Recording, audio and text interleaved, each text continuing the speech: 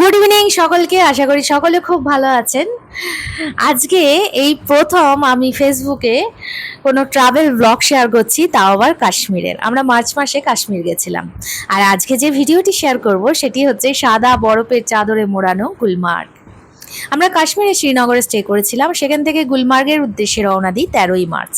আমরা যে গাড়িটি করে গুলমার্গের উদ্দেশ্যে রওনা দিই সেই গাড়িটি কিন্তু হেভি স্নোফলের জন্য ভেতর পর্যন্ত যেতে পারেনি, আমাদের বেশ কিছুটা আগে নামিয়ে দিয়েছিল। আমরা ওখান থেকে আরেকটি গাড়ি হায়ার করি, ওখানে রেট কিন্তু ফিক্সড, সেই গাড়ির রেট ছিল 2500 টাকা। আমরা 7 জন ছিলাম। আমাদের গুলমার্গে কিন্তু ফেজ 1-এর রাইড ছিল, গন্ডোলা রাইড ছিল, সেই কারণে আমরা সেই উদ্দেশ্যে বেরিয়ে যাই। আর এখান দিয়ে যেতে যেতে আপনাদের দেখিয়ে দিই, এটি হচ্ছে সাদা বরফে ঢাকা, দেখতে পাচ্ছেন যেটা, সেটা হচ্ছে একটি লেক। এত বরফ পড়েছে, মানে মাইনাস টেম্পারেচার, তার জন্য লেকটা পুরো বরফে পরিণত হয়েছে। এবার এখানকার রাইডের কথা বলি। আপনারা যারা ফেজ 1 বা ফেজ 2 এর জন্য গন্ডোলা রাইড নেবেন, তো আপনাদের তো ওই পর্যন্ত যেতে, গুলমার্গের নিচে থেকে ওই পর্যন্ত যেতে ওখানে আপনারা গাড়ি পেয়ে যাবেন। আমরা গাড়ি হায়ার করে গেছিলাম, 2500 টাকা নিয়েছিল, আমরা 7 জন ছিলাম। এছাড়া আপনারা স্লেজ গাড়ি পেয়ে যাবেন, পার হেড 400 থেকে 500 টাকা পড়বে। স্নো বাইক পেয়ে যাবেন, তার রেট হচ্ছে পার হেড 2500 টাকা। আপনারা হেলিকপ্টার পরিষেবা নিতে পারেন, ওপর থেকে গুলমার্গটাকে দেখতে জাস্ট অসাধারণ লাগবে।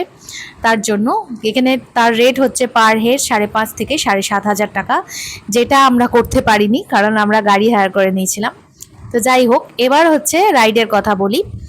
আপনাদের যদি কাশ্মীর যাওয়ার উদ্দেশ্য ঠিক হয়ে থাকে, তবে একটা কথা বলে রাখি, গুলমার্গ কবে যাচ্ছেন সেই ডেটটা যদি আগে থেকে ঠিক করে রাখেন, আপনারা ফেজ 1 বা ফেজ 2 এর বুকিং কিন্তু অনলাইন করতে হবে, ওখানে গিয়ে কিন্তু ইনস্ট্যান্ট বুকিং পাবেন না।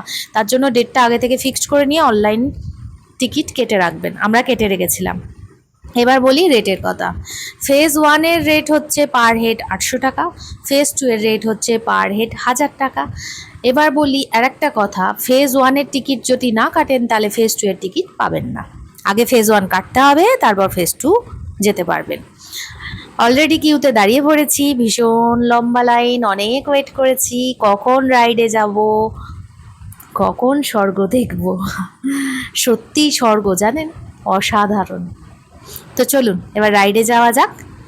এবার রাইডে আসার কথায় বলি, একটা রাইডে আপনি 7 জন বসতে পারে। আমরা 7 জন বসতে পারে বলতে বাচ্চা থাকলে, আর সকলেই যদি অ্যাডাল্ট হন তাহলে 6 জন। আমরা আমার ছেলেকে নিয়ে 4 জন ছিলাম, আর একটা ফ্যামিলি ছিল, তারা 3 জন, টোটাল 7 জন ছিলাম। এবার আপনাদের বাইরের দৃশ্যটা দেখাই, জাস্ট অসাধারণ। দেখুন, আমি সত্যি বলছি, স্বর্গ আছে কিনা জানি না, আর যদি তা থেকেই থাকে তবে সেটা কাশ্মীরের থেকে সুন্দর না, অসম্ভব সুন্দর, মনে হচ্ছে যেন স্বর্গে যাচ্ছি। তো অলরেডি আমরা ফেজ 1-এ চলে এসেছি।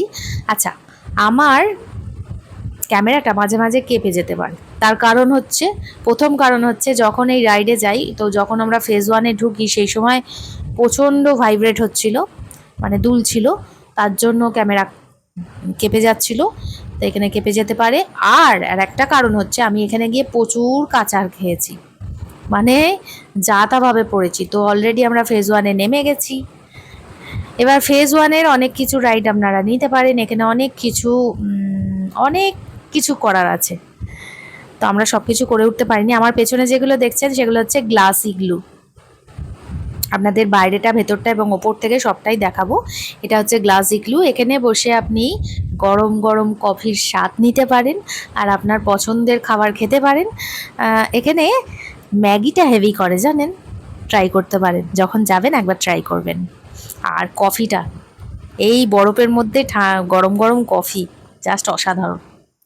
তো যাই হোক, এবার আগে একটু যাব। আর এখানে আপনারা এই দেখুন, আবার একবার কাঁচার খেলাম। আমি কিন্তু কতবার যে পড়েছি তার কোনো ঠিক নেই। ভেতরটা দেখুন, দেখিয়ে দিলাম একটুখানি। তো চলুন ওইদিকে যাব। এখানে কি কি রাইড করতে পারেন বলে দিই। এখানে স্নো বাইক রাইড করতে পারেন, এখানে আপনি স্লেজ গাড়ি চাপতে পারেন, এখানে স্কি করতে পারেন। আচ্ছা, যারা খুব ভালো স্কি জানে, নিজেরা জানে, তাদেরকে এখান থেকে আরেকটু ওপরে যেতে হবে, সেটাও রোপওয়ের মাধ্যমে ওপরে গিয়ে আবার ওখান থেকে নেমে নেমে আসতে পারবে। এবার যারা স্কি করতে জানে না, এখানে অনেক ট্রেনার আছে যারা ওই ফেজ 1-এ এখানের মধ্যেই আপনাকে স্কি করিয়ে দেবে, কোনো অসুবিধা হবে না। আমার খুব ইচ্ছা ছিল, কিন্তু আমার ইচ্ছাটা পূরণ হয়নি।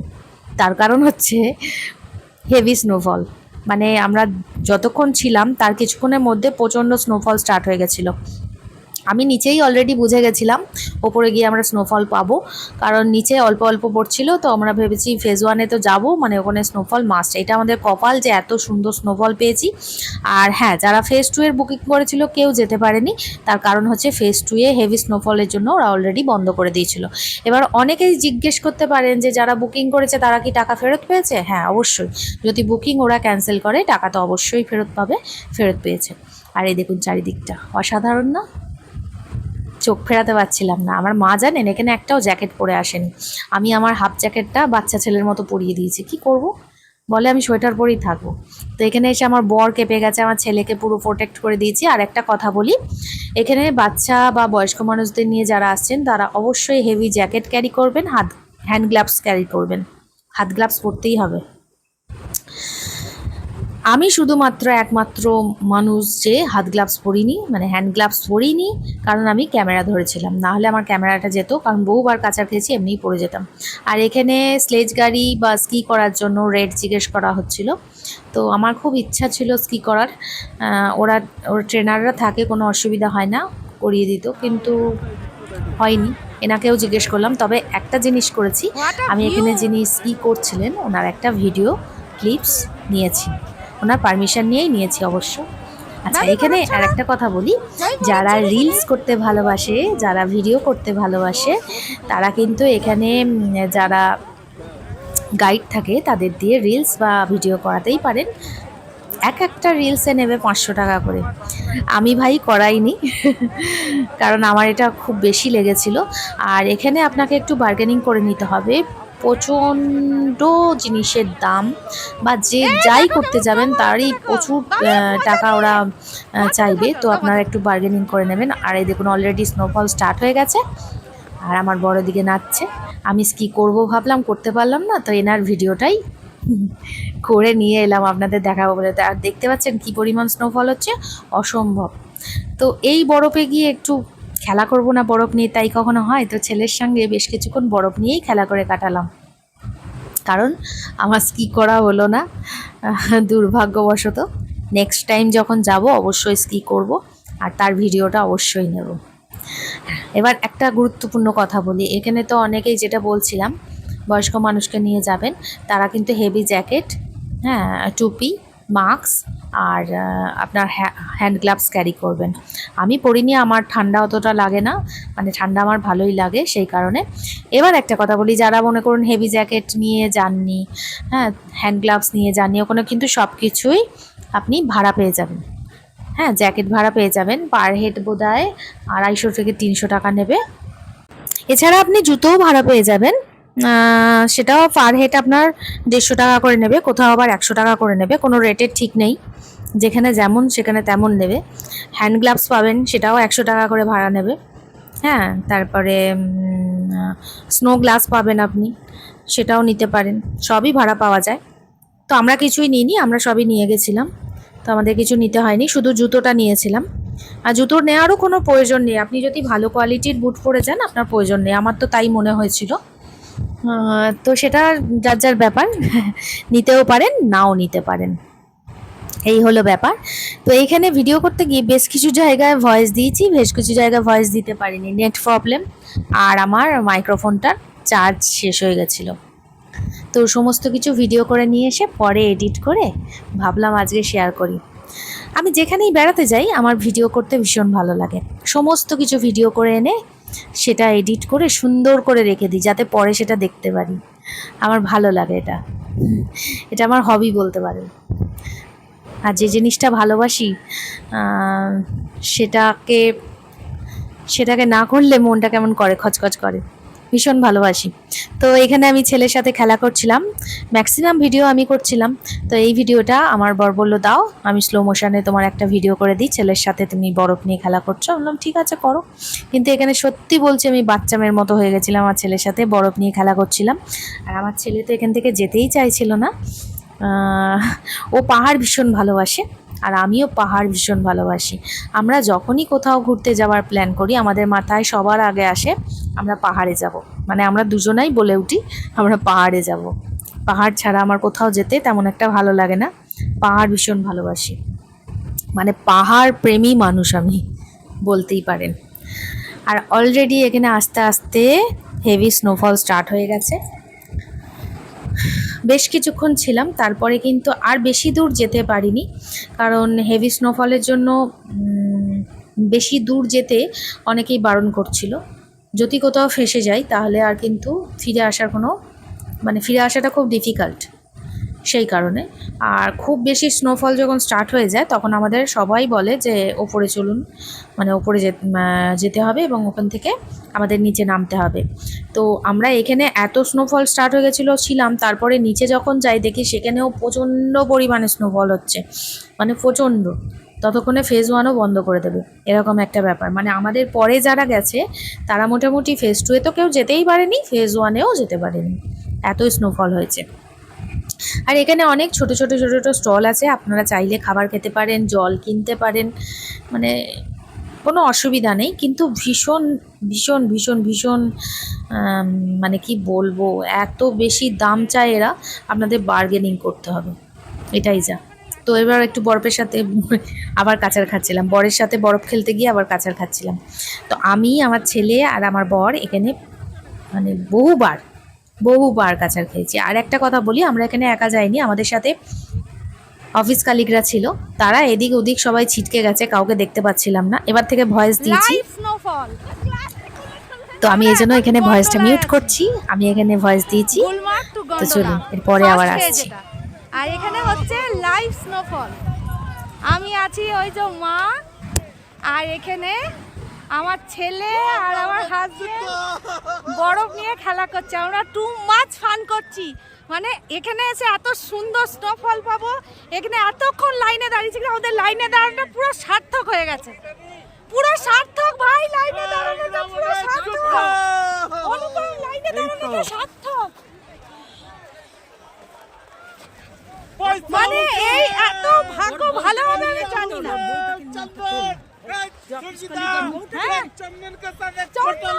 চন্দন মুখটা খোল, মুখটা খোল। चंदन के साथ एक फोटो ले लो, चंदन पीछे रह गया था। এই এনজয়মেন্ট আমরা নিচে পেতাম না ভাই, এখানে এসে এরকম লাইভ স্নোফল, এই জান্নাত পাবো বুঝতে পারিনি। আমরা খুব হ্যাপি সকলে, মানে হ্যাঁ ওর বউটাকে নিয়ে জাস্ট ওয়াও, কিচ্ছু বলার নেই, এত ভালো এত ভালো ওয়েদার পাবো, এত স্নোফল পাবো, মানে ভাবতে পারিনি, জাস্ট ভাবতে পারিনি। জাস্ট অসাম বন্ধুরা, এরকম নজারা পহলে मैंने कभी नहीं देखा हूं। কি যে আনন্দ হচ্ছে। রেনকোট লাগবে না, ভিজবে না। ওদি দাও টাকা একটু বড় চাপা দিতে দেব। এই চন্দন আমার মায়ের সাথে একটু দাঁড়া, ছবি তুলে দিই। হ্যাঁ টাকে বড় চৌকা। চন্দনের এখন মনে হয়েছে ও টাকে বরফ চাপাবে, তো তাই চাপিয়েও ছবি তুলবে, তো সেটাই আমি ওকে। আরে বাস, ওহো এই নাচ না, একটু নাচ সব। এই তোরা নাচ তো, গান তো নেই। হ্যাঁ এমনি নাচ তো চন্দন। তো এখানে আমার বর আবার নাচ শুরু করে দিয়েছে, এত বরফ পড়ছে দেখে, মানে বরফের মধ্যে নাচ। আর ওদিকে চন্দন বলে, দিদি আমি সব মানে জামাটা খুলবো, একটা দিয়ে বরফে শোবো, তুমি একটা ছবি তুলে দিও বরফের মধ্যে। আমি বললাম বাবা সত্যি।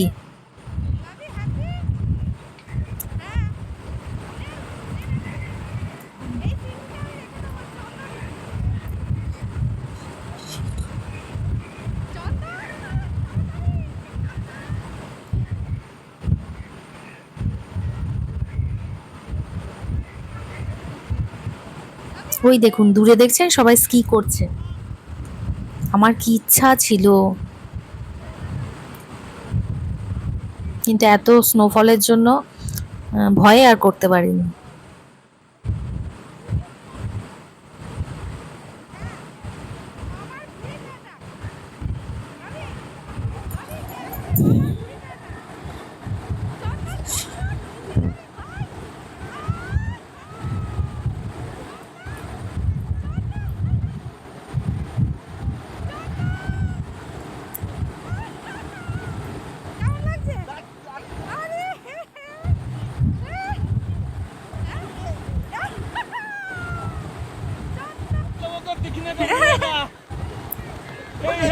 আর আমার ছেলে চন্দন মামার সাথে বরফ নিয়ে খেলা করছিল। চন্দন মামা ওইরকম করছিল আর ও চন্দনের গায়ে বরফগুলো সব ছুঁড়ে ছুঁড়ে দিচ্ছিল। খালি গায়ে ভিডিও করেছে, ছবি তুলেছে চন্দন। মানে এত আমার ছেলেটা ভীষণ হ্যাপি ছিল জানেন, আরে দাঁড়া না, আর ও হ্যাপি থাকলেই আমি হ্যাপি থাকি। মানে ওর খুশিটা আমার কাছে সব থেকে বেশি ইম্পর্টেন্ট। কত ভিউজ আসবে কেউ জানে না। অনেক দিনের ইচ্ছা ছিল, স্নোফল হচ্ছে বুঝতে পারছেন, আমার গোটা গায়ে স্নো। অনেক দিনের ইচ্ছা ছিল এই ভিডিওটা শেয়ার করব বা এই ভিডিওটা এডিট করে ঠিকঠাকভাবে শেয়ার করব। একদম সময় করে উঠতে পারিনি, সময় হয়ে ওঠে না আমার। মানে আমার কাছে সত্যি কথা বলতে কি, আমার কাছে না 24 ঘন্টাটাও কম পড়ে। আমার কাছে যদি 48 ঘন্টায় দিন হতো খুব ভালো হতো। যাদেরকে দেখতে পাচ্ছি তাদেরকে দেখাচ্ছি, এখানে কিছুজন রাইড করছে, কিছুজন রাইড করছে, আর আমরা ভীষণ হ্যাপি। এই কিচ্ছু হবে না, কিচ্ছু হবে না। তো অতিরিক্ত স্নোফল হচ্ছে, এবার আমাদের ওপরে যেতে হবে, আর এখানে থাকা যাবে না।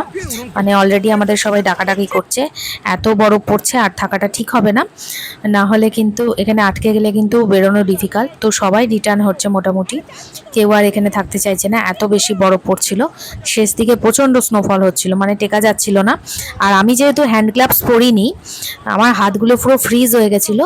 কারণ হ্যান্ড গ্লাভস পরিনি একটা কারণেই, ক্যামেরাটার জন্য, ক্যামেরাটা পড়ে যাওয়ার ভয়। তো হ্যান্ড গ্লাভস পরিনি, আমার হাতগুলো ফ্রিজ হয়ে গেছিলো। আমার মুখে আর মানে মুখ দিয়ে আর শব্দ বেরোচ্ছিল না, সব কিছু মনে হচ্ছিল একদম বরফের মতো জমে যাচ্ছি। তবু এইগুলো এই ভিডিওগুলোকে ক্যাপচার করেছি। তো হাত আর আমার ঠিক ছিল না, মানে হাত একদম লাল হয়ে কেমন যেন হয়ে যাচ্ছিল। তো আমরা এবার উপরের দিকে যাচ্ছি, আমরা নিচে যাব, কারণ নিচেও শুনলাম অলরেডি হেভি স্নোফল স্টার্ট হয়ে গেছে। তো আমাদের রিটার্ন হতে হবে। গন্ডোলা फेज 1 फेज 2 बंद हो चुका है। यहाँ पे তো যেটা বলছিলাম, ইচ্ছা ছিল যে এই ভিডিওটা শেয়ার করব। এই প্রথম আমি ফেসবুকে কোনো ভিডিও শেয়ার করছি, জানি না কেমন হয়েছে। যতটা পেরেছি, যতটা সম্ভব, মানে ভিডিওগুলোকে, ক্লিপসগুলোকে একসাথে এডিট করে শেয়ার করছি। অনেকগুলো ক্লিপস নিয়েছিলাম জানেন, সব ক্লিপস তো দেওয়া যাবে না, কারণ ভিডিওটা তাহলে হাফ অ্যান আওয়ারের বেশি হয়ে যাবে। আমি দেখলাম, তো সব কিছু কেটে ছেটে বাদ দিয়ে মোটামুটি 19 মিনিটের একটা ভিডিও আপনাদের সাথে শেয়ার করব। আশা করি ভালো লাগবে। জানি না অতটা ভালো গুছিয়ে কথা বলতে হয়তো পারিনি, মানে প্রফেশনাল তো নয় তার জন্য। তবু মনে হলো এই ছোটোখাটো ইনফরমেশানগুলো আপনাদের দিন। আর এইটা হচ্ছে গুলমার্গের ওপরে হিলটপ হোটেল। আপনারা হোটেল হিলটপ, এখানে গিয়ে থাকতে পারেন, এখানেও স্টে করতে পারেন, তাহলে আপনারা এই ভিউটা পাবেন। আমি ভিউগুলো সব তুলে নিয়েছি। আর এটা ফেরার পথে দেখছেন কত স্নোফল হচ্ছে। আর এই দেখুন, যখন নামছি, যাওয়ার সময় কিন্তু এই গাছগুলোতে একটু বরফ ছিল না, আর নামার সময় দেখছেন কত বরফে ভর্তি হয়ে গেছে, চারিদিকটা বরফে পুরো ঢাকা পড়ে গেছে।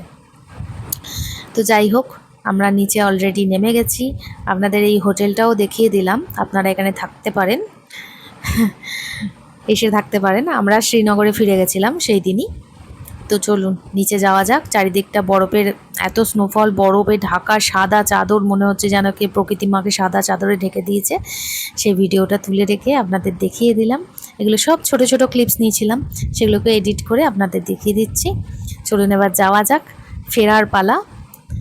তো এই ভিডিওটাও তুলে নিয়েছি। আর আস্তে আস্তে না চারিদিকটা প্রায় একটু মানে অন্ধকার অন্ধকার হয়ে আসেছিল, মানে ফেরার সময় প্রায় অন্ধকারই হয়ে গেছিলো। তো গাড়ির মধ্যে ওই ভিডিওটা করেছি। আপনাদের ভিডিওটা ভালো লাগলে অবশ্যই কমেন্ট বক্সে জানাবেন। তো চলুন আজকের মতো এই পর্যন্তই। সকলে খুব ভালো থাকবেন, সুস্থ থাকবেন আর হাসি খুশি থাকবেন।